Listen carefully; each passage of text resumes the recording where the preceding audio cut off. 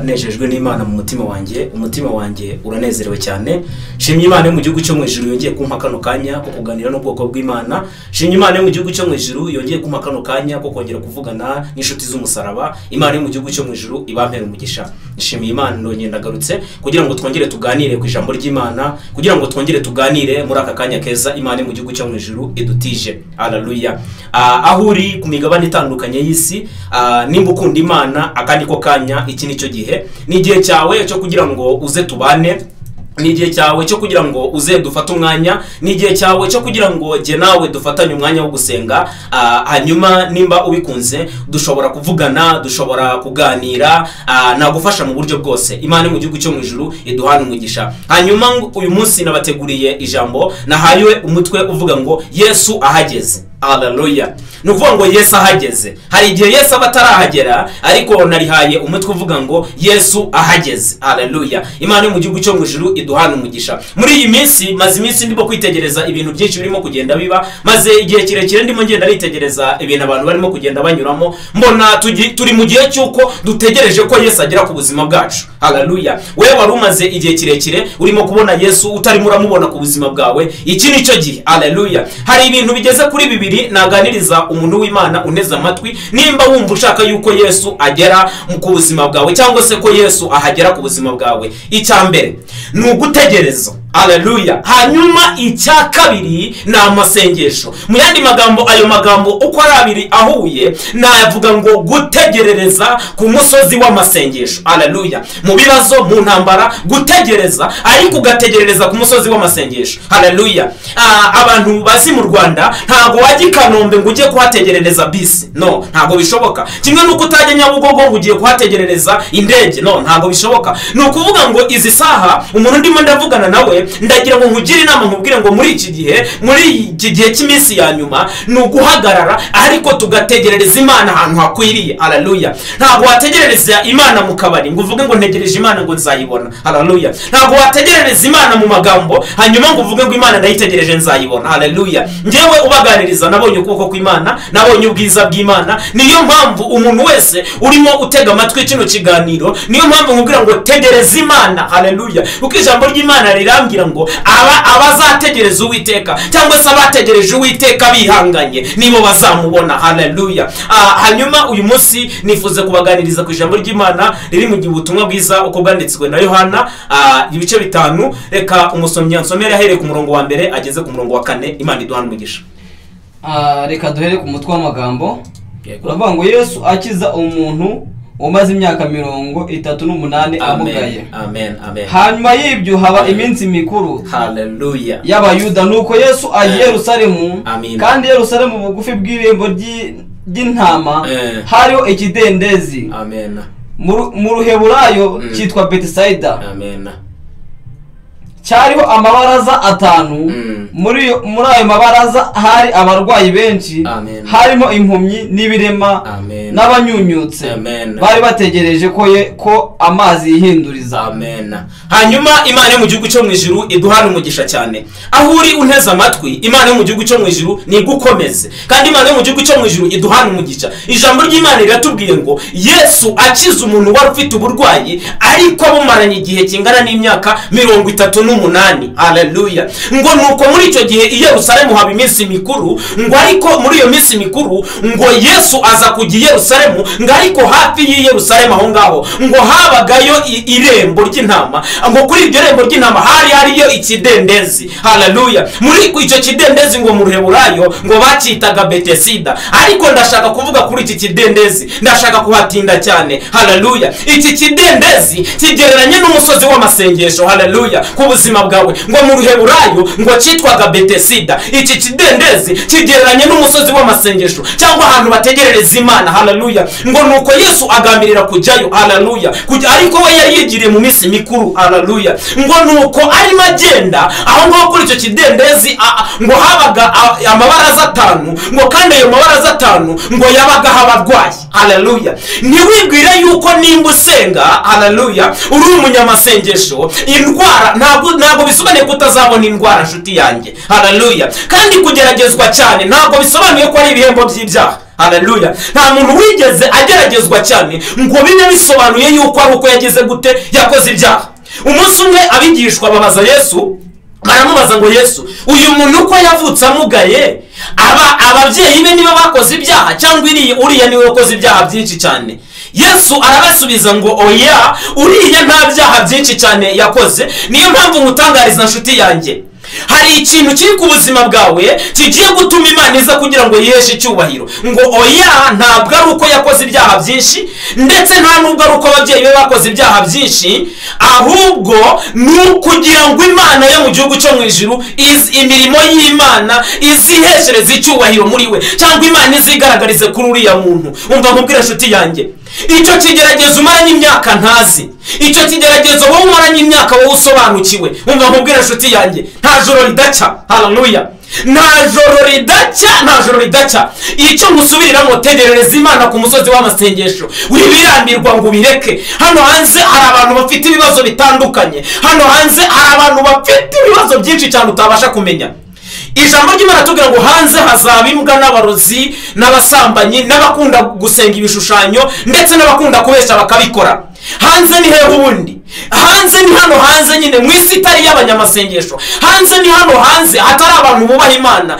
Uva mu isi yo hanze winjire mu isi y'umwuka. Haleluya. Kandi mu isi y'umwuka naho ukora umubiri ugerageza gukunda. Haleluya. Ibyo umubiri ukunda twibuke neza yuko roho igira gute irabyanga, kandi ibyo umwuka ukunda umubiri nawe urabyanga. Haleluya. Twinjire mu isi yaho iby'umwuka biruta cyane iby'umubiri. Haleluya. Iby'umubiri simvuze ko bidakenewe, kubera yuko no muri iki gihe umurimo w'Imana no kuwukora bisigaye bisaba ko umuntu aba afite amafaranga, aba afite ubushobozi, ariko iby'umwuka biruta iby'umubiri. Haleluya. Kubera yuko hahirwa bazatsinda umubiri bagatsinda isi ndetse na Satani, abo ngabo nibo bazahirwa. Imana ikomeze duhana umugisha. Ngo nuko bugufi bw'iryo rembo ahangaho hari kuri icyo kidendezi ngo habaga amabaraza 5, ariko aya mabaraza 5 ngo yabagaho abarwayi. Haleluya. Umva nkubwire nshuti yanjye, ntabwo nzi ngo uri ku ibaraza rya kangahe, nta nubwo nzi ngo ku kidendezi wamaze igihe kingana iki, ariko Bibiliya yatubwiye ku muntu wari umaze imyaka 38. Imana mu gihugu cyo mu ijuru iduhana umugisha. Imyaka 38 ategereje. Wowe urinde unaniwe gutegereza? Imyaka 40 agitegereje kugirirwa neza n'Uwiteka. Haleluya. Reka umusomyi akomeza dusomera ijambo twumve. Reka dukomereze ku murongo wa 4. Amen. Nuko rimwe na rimwe marayika amanukaga akajya muri icyo kidendezi, agahinduriza amazi. Amen. Amazi. Reka dukomeze.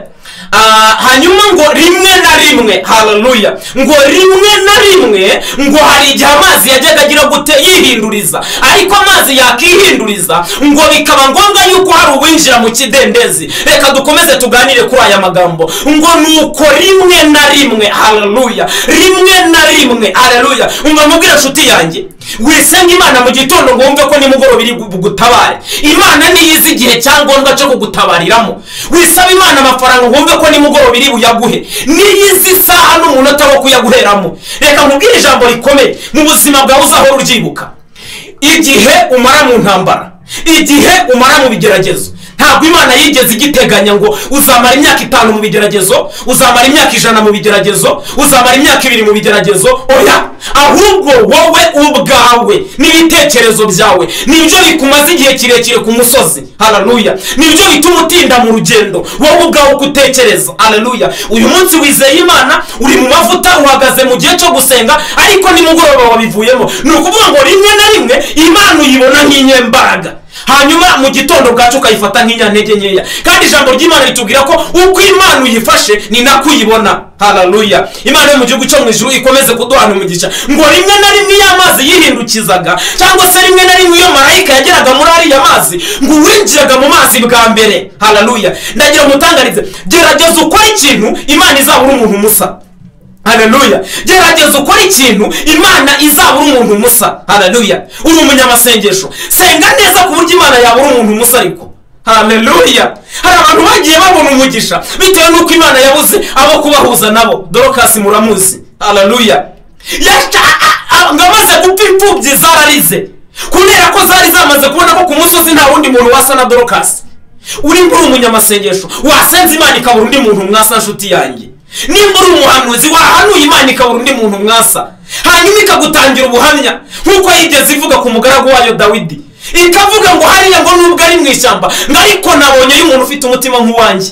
Imana yo mu gihugu cyo mu ijuru iduhana umugisha. Ngo nuko Imana yo mu gihugu cyo mu ijuru ngo iravuga ngo mu kwa ba Yesaya nabonyemo umuntu wagira umutima umeze nk'uwanjye, ngo niwe nshaka. Wakoze ikintu uyu munsi ukimara kumvira ijambo, wakoze ikintu ugashyira mu itandukaniro ukavuga ngo hari abahanura bakavangirwa, ariko ugatandukana n'ibyo ngibyo. Niba hari abafasha bagasubira inyuma bakabyigamba, wakoze ikintu ugafasha birenze abandi bantu bose. Mu yandi magambo ugakora ikintu gitandukanye n'abandi bantu bose, gitandukanye n'abandi bantu bose bigeze bakora. Imana mu gihugu cyo mu ijuru ikomeze kuduhana umugisha. Reka umusomyi yitegure hanyuma akomeza nsomere kuri uwo murongo. Korera Imana, nimukorera Imana biricyuya nk'iki cyanjye. Korera Imana wambaye imbaraga, korera Imana wumva wishizeho umwete, korera Imana wumva wishizeho umuhati. Haleluya. Ndakubwiza ukuri ko Imana mu gihugu cyo mu ijuru nayo izagusanga aho uri kandi ikakugirira neza. Reka umusomyi akomeza dusomere. Reka dukomereze ku murongo wa 5. Amen. Hariho umuntu wari ufite indwara ayimaranye imyaka 38. Amen. Yesu amubonye aryamye amenya yuko amaze igihe kirekire arwaye. Amen. Aramubaza ati mbese urashaka gukira? Yes. Umurwayi aramusubiza ati databuja simfite umuntu njugunya mu kidendezi. Amen. Iyo amazi yihindurije niza undi antanga kumanuka. Haleluya. Yesu aramusubiza ati byuka wikorera uburiri bwawe ugende. Amen. Imana yo mu gihugu cyo mu ijuru iduhana umugisha. Aho uri mvugira ngo amen. Hanyuma ndagira ngo mutangarize ngo nuko Yesu rero igihe kiza kugera agera kuri cya kidendezi. Haleluya. Umva nshuti yanjye, waba ufite kanseri nabonye Imana ikiza kanseri nshuti yanjye. Waba ufite za diabete nabonye Imana ikiza diabete. Bitari ubuhamya ngo nge narabibonye Imana ikiza abantu diabete. Haleluya. Nabonye Imana yo mu gihugu cyo mu ijuru ikiza abantu kanseri. Haleluya. Nabonye Imana yo mu gihugu cyo mu ijuru yahagurutse ibirema bikagenda. Haleluya. Umva mubwire ngo nuko Yesu igihe cyanyacyo kiragera rero. Haleluya. Ngo igihe cyanyacyo kiragera aza kuza kugera kuri cya kidendezi. Haleluya. Umva mubwire Yesu umusada wawe wategereje igihe kirekire ukugezeho. Haleluya. Nyemera numvugire ngo amina aho uri hariho hose. Ngo nuko wa musada wa murwayi yari yarategereje igihe kirekire, wibuke ko kuri kiriya kidendezi igihe yarahabaye yari yarabuze umuntu wamujugunya muri ariya mazi. Haleluya. Imana yo mu gihugu cyo mu ijuru iduhana umugisha. Ariko igihe cye kigeze. Haleluya. Igihe cye kigeze. Umva mubwire igihe cyawe ntabwo ari cyo gihe cya Gloriosa. Igihe cyanjye ntabwo ari cyo gihe cyawe. Hari igihe cyawe, hari n'igihe cyanjye. Ngo nuko igihe cyawe murwayi kigeze rero Yesu arahagera. Hamwe nahoze nkubwira ngo nkuzana ijambo rivuga ngo Yesu ahageze. Haleluya. Waba wibuka neza ko uyu murwayi atarafite umuntu umujugunya mu mazi? Yesu ahageze ntabwo ibyo kukujugunya mu mazi biba bigikenewe, haba hakeneye ijambo. Haleluya. Hari ijambo Yesu aje kuvuga ku buzima bwawe. Umva nkubwire nshuti yanjye ngo nuko Yesu ahageze. Umva nkubwire Yesu ageze kuri ubwo burwayi bwawe. Haleluya. Yesu ageze mu kazi kawe. Haleluya. Ngo aramubaza ngo mbese urashaka gukira? Ariko tekereza nawe mu buzima bwawe, tekereza intambara wirirwamo za buri munsi. Mu yandi magambo tekereza ubuzima unyuramo bwa buri munsi uko bukeye nuko bwije. Fata igihe cyo kubutekerezaho noneho wumve Yesu akubajije ngo waba ushaka gukira ibyo ngibyo, waba ushaka gukira iyo diabete. Haleluya. Nkuzaniye ijambo rikiza. Haleluya. Kurikiranira ijambo ririmo imbaraga. Haleluya. Ngo nuko Yesu we ahageze. Haleluya. Ngo Yesu ahageze. Haleluya. Yesu ahageze abaza umurwayi ngo urashaka gukira? Nyemerera ukore ku ndwara y'ahantu urwaye urangiza uvuge ngo Yesu ndashaka gukira. Haleluya. Gira kwizera. Niba ushaka umukira amafaranga, fatira inoti ufitiye yose uyifate uvuge usubize Yesu, uyimanike nk'ibendera uyizunguze uvuge ngo Yesu ndashaka kumukire. Haleluya. Ambara imbaraga yo kwizera. Imana yo mu gihugu cyo mu ijuru iduhana umugisha. Hari agakuru kamwe ngo umukobwa umwe ngo yigeze amara igihe kirekire arimo gusenga. Ngo amara igihe kirekire cyane arimo gusenga ariko ashaka umugabo yaramubuze. Ngo nuko imyaka imubanye myinshi ngo aragenda ajya ahantu mu gishanga. Arangije ngo ashaka y'ibumba. Haleluya. Amaze gufata ibumba rizana mu rusengero aravuga ngo uyu munsi ni uwanjye n'Imana. Ngo arangije arapfuka ababwira Imana ati wa Mana we, mu bigaragara biragaragara neza yuko umugabo waramubuze kuri iyi si nge ntabwo wigeze umbumbira ikigabo. Kubera ko ijambo rivuga ngo ikigabo kizabona ikigore cyacu n'ikigore kizaba gifite ikigabo cyacu. Mu bigaragara njyewe ntabwo wigeze umbumbira uwanjye, none rero uyu munsi nkuzaniye icyondo. Haleluya, kugira ngo nanjye uyu munsi umbumbira uwanjye. Haleluya. Aha, Imana yo mu gihugu cyo mu ijuru iduhana umugisha. Wagira kwizera kumeze gutyo? Haleluya, Imana ikaduhana umugisha ngo agira kwizera, nawe wagira kwizera kumeze gutyo. Fatira inote yawe ufite yari yose yabiciriritse, uyizunguze nk'ibendera ubwira Imana ngo noneho nanjye ndumva nshaka kuba umukire, ndumva nanjye noneho nshaka kuba umuherwe. Imana iduhana umugisha. Twumve uko umurwayi yamushubije ngo nuko umurwayi atangira kuzana iby'amagambo menshi. Umva nkubwire, niba iwanyu bakenye Imana irabizi. Gabanya amagambo menshi. Yesu yageze ku buzima bwawe, niba uzi icyo agomba kugukorera. Haleluya, ngo nuko umurwayi atangira kuzana amagambo ndetse na sababu nyinshi cyane. Atangira kuvuga ngo ibi nibi ngo marayika akimara kuza ngo yinjira mu nyanja ngo ngiye ngo mbura uko mbigenza, ngo akimara kugera mu kidendezi ngo ngiye ngo uruwanjugunya mu mazi. Ubuzima bwawe waciyemo Yesu arabizi ko wabuciyemo. Umva nkubwire inshuti yanjye, niba umaze imyaka runaka utarashatse, Yesu arabizi ko iyo myaka wayimaze. Niba urwaye kanseri, Yesu arabizi. Subiza ijambo hanyuma urisubize mu kwizera, ubwire Yesu ngo jyewe ndashaka gukira. Gabanya amagambo menshi. Amagambo menshi ajyana avamo gusubiza nabi. Gabanya amagambo menshi we gusaba nabi, hanyuma usubize uvuga ngo Yesu nibyo koko jyewe ndashaka gukira.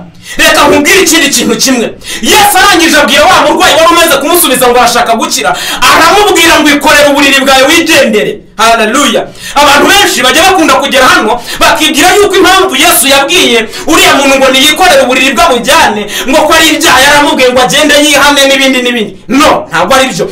Impamvu Yesu yabwiye uriya muntu ngo niyikorere uburiri bwe yigendere, uriya buriri nibwo bwamusobanuraga. Uriya buriri nibwo bwasobanuraga uriya murwayi. Umva nkubwire inshuti yanjye, mu kigeragezo wikwisobanura, reka ikigerageza aricyo kigusobanura. Niba uri umukene, reka kwisobanura ngo uri umukire. Niba urwaye diyabete, reka kwisobanura ngo warakize. Reka kwishakira inzira zigaragaza yuko umeze neza, ahubwo reka ikigeragezo cyawe kigusobanure, kubera ko ikigeragezo cyawe nicyo gisobanura wowe uriwe. Haleluya. Ngo nuko wa murwayi Yesu aramubwira ngo ikorere uburiri bwawe hanyuma wigendere. Uzi impamvu yamubwiye ngo niyikorere uburiri bwe yigendere? Ni ukubera yuko yagombaga kugera ahageze hose bakajya bavuga ngo ayikuzi kuriya ari wa wundi wari umwanya uburwayi imyaka 38. Niyo mpamvu yongeye gukora buriya buriri bwawe wigendere. Haleluya.